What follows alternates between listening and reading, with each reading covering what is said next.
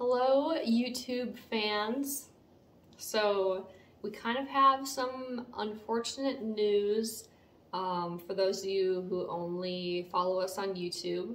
That being said, if you do want weekly updates, Instagram and Facebook is probably the best place to follow us if you are able to, but it's about Cerberus. And before we go into detail, I just want to say that he's okay right now. He's doing good. Mm-hmm. So, well, Ethan and I were away, and our animal care staff was here taking care of the animals. And do you want to help me out?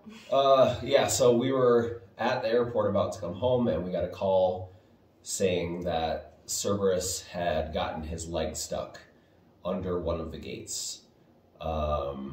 And they sent us a picture.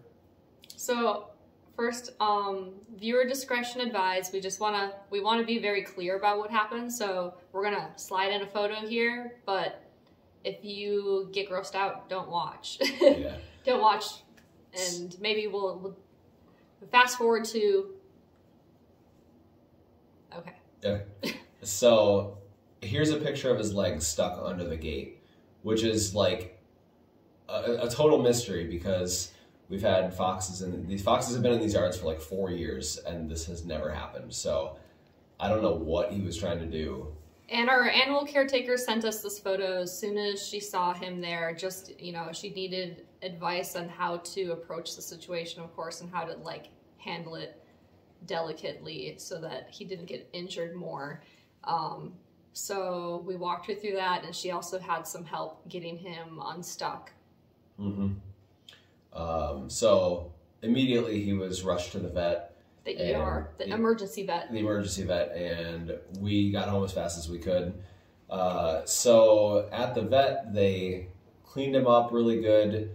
You know, all the dirt and whatnot he had in the wounds got pulled out. They stitched him up nicely, bandaged him, and, you know, said it's not as bad as it looks, like he should be okay. So we were like, whew. Yeah, that was relieving. Like, we were really scared because obviously it looked terrible. Mm-hmm. And we felt a little bit relieved that it seemed like everything was going to be okay, and he just had to have his leg wrapped and no broken bones. Yeah. Even. So not a good situation, but not as terrible as it could have been. So we were happy with that news, and, you know, going forward, you know, bandage changes. And he had the honey bandages, yep. Which honey helps.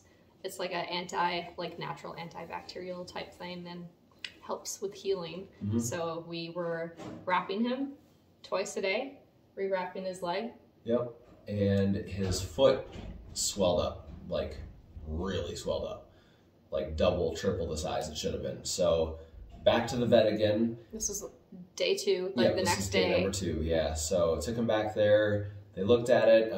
We had tried, like, you know, not making the bandages tight to help, but didn't seem to do anything. So they said that, you know, this would be like really bad swelling right now. Yeah, day 3, they said to expect the worst swelling. So we were like, okay, like, so that's what we expected. But I have never seen, I've dealt with lots of foxes with lots of broken legs, and I've never seen swelling this bad. So like after day 3, like approaching day 4, I think it was like the night of day 3.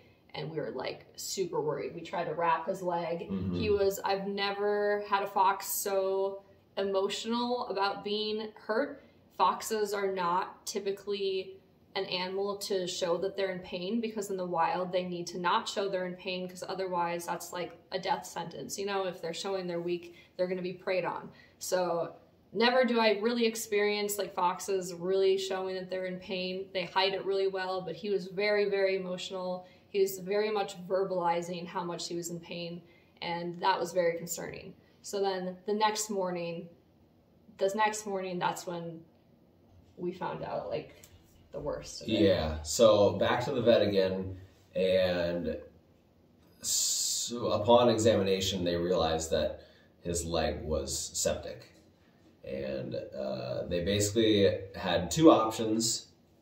One of them was to, you know, clean it out again and rewrap it and restitch it, and just a very, very bad, a very long recovery, and painful, and just not fun for him, and still might not even solve the problem, or just take the leg off.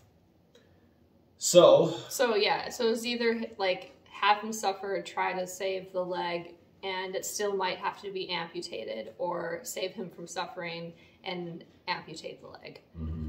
So this was very shocking and not great news, but I mean, in the end, foxes don't look in the mirror and they don't like see like, oh my gosh, I don't look like everyone else, or like, oh my gosh, I'm missing a limb. It doesn't really affect them that much from like an emotional standpoint. So I think it's definitely was a lot harder for the team, for all of us to have to like see that, just because he's so young and everything. Mm-hmm. But also, in a sense, it's better that it happened when he's young, because he's gonna completely forget a life of 4 legs. Yeah, he did. So he had the leg amputated, he came back, and it was really nice to see, but he adapted to it really fast. Mm-hmm.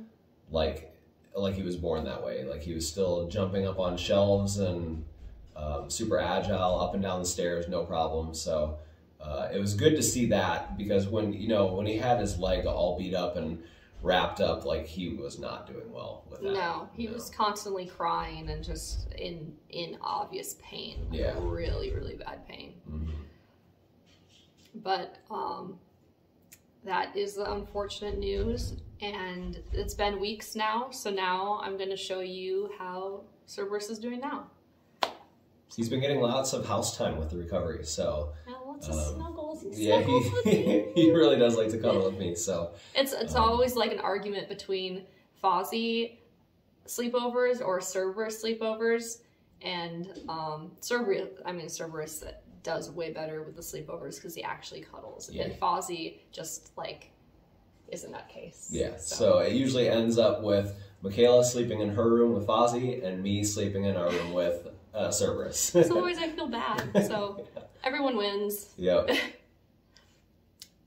All right. Well, I guess that's it. Here's Cerberus. Mm-hmm. So Cerberus update. As you see, he is smiling and he's relaxing. He's a very good boy, but he doesn't want pets.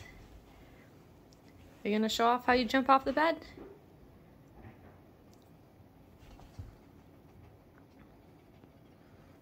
Hi. He's a good boy. He's a good boy. Yeah. Are you a good boy? And then I'm gonna show you guys a clip of him running and playing outside.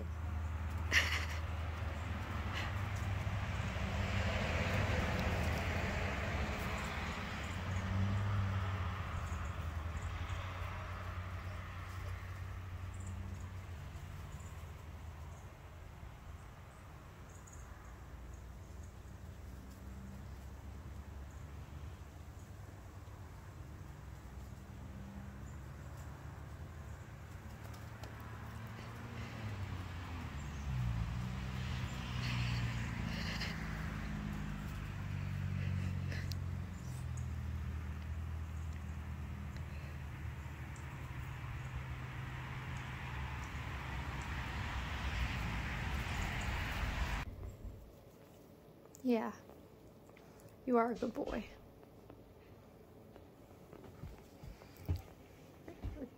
Maybe I'll pick him up real quick for you guys too. Ah, where are you off to, huh?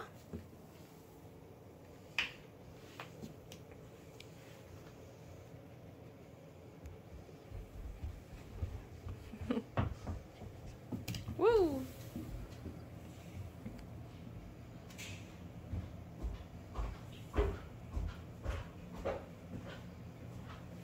Now he's deciding to take a nap in a kennel because I was probably disrupting him. Sorry, Cerby. Can we show you off real quick, huh? So, here we are. You guys, wait. Oh, wrong side. You see? He's healing up very nicely. Thank you for letting me pick you up. And now everybody's gonna watch you play.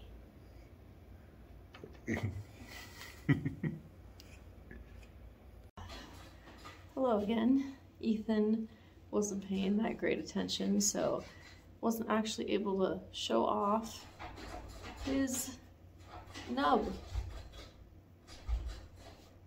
I didn't realize you guys couldn't see it on the last video. He's being such a good sport. And that's Fozzie scratching at a door.